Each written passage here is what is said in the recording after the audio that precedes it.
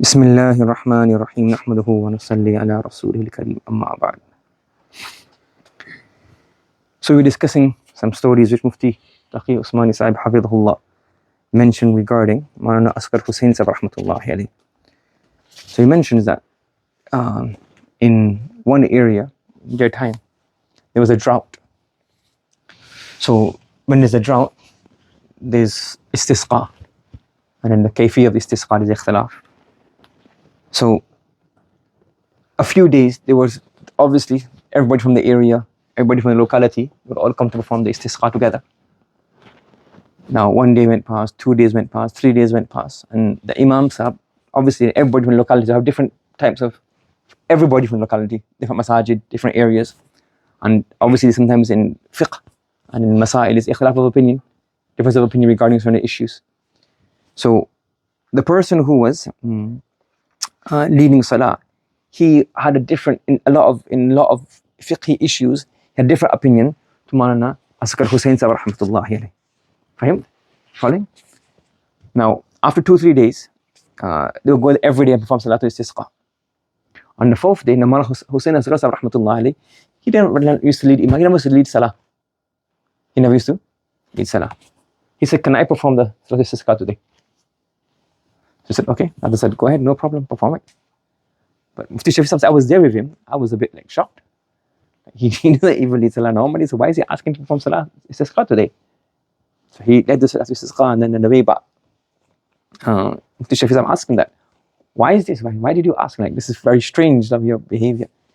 So he said that I could tell that the way the weather is, that taht al-asbab, it's not going to rain anytime soon. Now, because we have the ikhtilaf, different in fiqh, a few masail, some people prefer his opinions, some people prefer my opinions. If you continue to perform the Salatul Istisqa, that Imam Sahib, and the rain didn't fall for a long time, what will happen? Many people are very ignorant, they don't understand things. So people who follow us in our fiqh masail, they would start to say what? That look, he's leading the Salah, and the rain doesn't fall. So I just read it today as well, thinking if I read it as well, then that question that we'll have in our minds, that is his fault, because he's a fasiq, he's a fajr, his leading Salat Istisqa is leading us to not having the rain falling. So I thought, it doesn't look like it's going to rain, let me perform Salatul Istisqa as well. So people can say, well, both of us read it, and none of our dua got accepted immediately. Allah would send it when he wants to send it. You understand? So this is very, very important. We should always make sure, our relationship to Islam lies with the ulama, our teachers, our teacher's teacher, teacher's teacher, all the way to the Sahaba Kiram radiyallahu ta'ala. From the Sahaba Kiram, the Anbiya. From the Anbiya we get our knowledge from via wahi. Fahim? So if we look, any of the groups who are misled, or anybody who's trying to mislead people, you cut them off from either one of the chain. If you can get right to the root, that's cut out Allah altogether. Atheism. Yes? If that doesn't work, then what you do is you try to belittle Anbiya. The Anbiya are there, that's why we say the Anbiya ma'soom. The Anbiya never committed any sins in their life. The things that we see regarding them, it looks like a sin. Suratan. For example, Musa, he punched somebody and the person died. It wasn't murder. It was a manslaughter, meaning he has a good intention, and as a result, it so happened that he died. All of these things that the ulama have discussed is why, because the Anbiya, if the Anbiya are sinful, how can we follow them? Fahimd? That's what we say, the Anbiya ma'soom. Allah has saved them from all sins. Sahaba mahfuz. When we Sahaba mahfuz, there were errors on behalf of the Sahaba. But as a whole, collectively, when the Sahaba, not the Munafiqun, the proper Sahaba, they made mistakes, they immediately all in Tawbah. They're all sincere in their actions. And they passed on. So they try to remove the Anbiya. Second step is remove the Sahaba. And after that, remove the link to the Sahaba. Remove our Islamic legacy, or the ulama of the past. If you cut them off from this, then what will happen? Cut them off from religion. So our religion depends on our chain. We don't just pick up a book and start reading and say, oh, this is what the Quran says, this is what the Hadith says, this is what it is. We have a legacy. We learn from heart to heart, pass on. And this is why it's very important that we do not do anything to cut ourselves. We do not cut ourselves off from the ulama, or we do not do anything which leads to other people can come from the ulama. If we have an ikhtilaf, and say, look, the ikhtilaf, you have certain ikhtilaf, different types of ikhtilaf. One is the ikhtilaf which is not acceptable. For example, like kufr and disbelief. That this is disbelief. We will, as a human being, will respect you, but we say this is totally wrong. There's no way I can accept this. We will warn that this person is doing something incorrect. Then you have khilaf, which is very lesser khilaf. It's not a big issue. The ulama have differed in this because sometimes what happens, the ikhtilaf is based on, is clear cut. The Quran is clear, the hadith is clear. There's no room for ikhtilaf in this. Anybody who does not accept this, we say, well, look, as a human being, we respect you, but this is wrong. Like for example, Khatmi Nabuwwah, the Prophet sallallahu alaihi wasallam, the last Nabi, there's no Nabi after him. If you want to believe in somebody, it's up to you. That's your choice, but there's no leave in Islam. We call you not a Muslim. And it's a 100% belief. Then sometimes within Islam, there's text, but text can be interpreted both ways. And when it's like this, you have to understand, okay, this is because the ulama, even the Sahaba, they ikhtilaf. So it's okay, we look at it differently. And you get this in every single chapter, in Salah, in Zakah, in Hajj, in inheritance, in all of these. So when this is mas'ala, is keep the ikhtilaf in its place. Don't make it bigger than it actually is. Don't make a mountain of a molehill.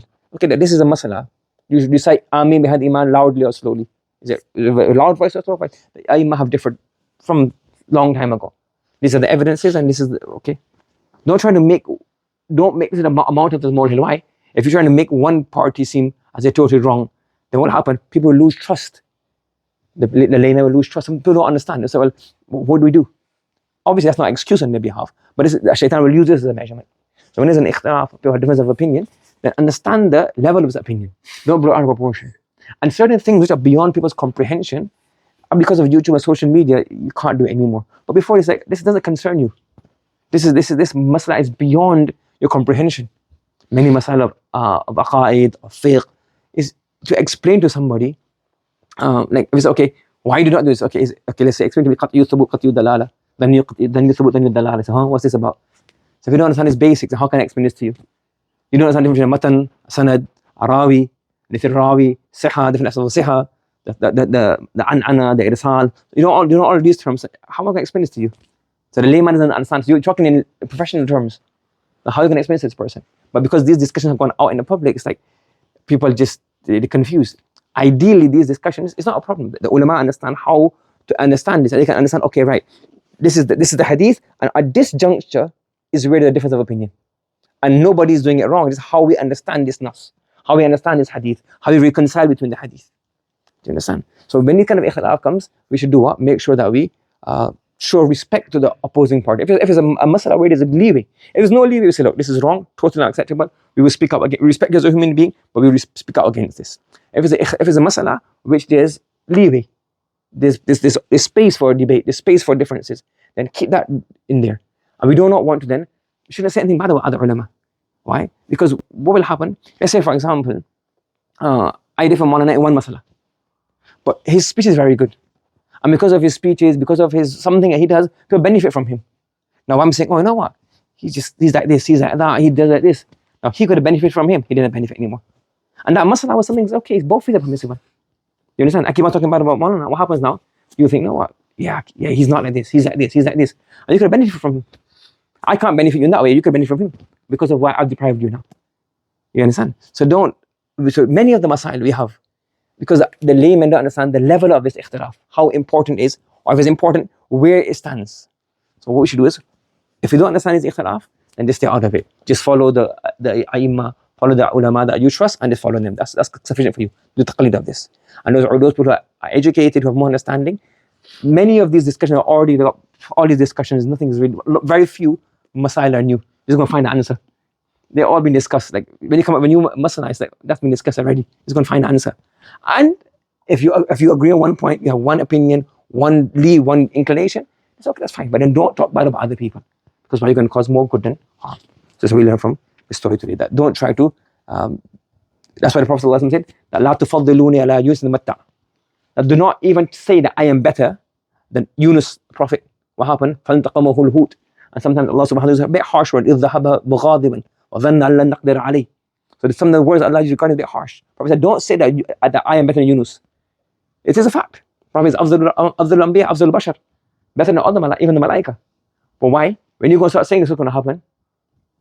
You're not going to say the factually, you're going to start belittling another Nabi. So even the Prophet factually is better than everybody.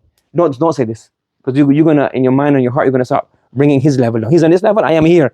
But when you say it, you're going to bring him down. That's harmful for you to think bad about Nabi. Understand? So regarding the ulama, you just follow the ulama that you trust, follow the ulama that your local imam, your mufti, etc. And those of you who graduate or those of you who are studying and you have a bit more knowledge, then what do?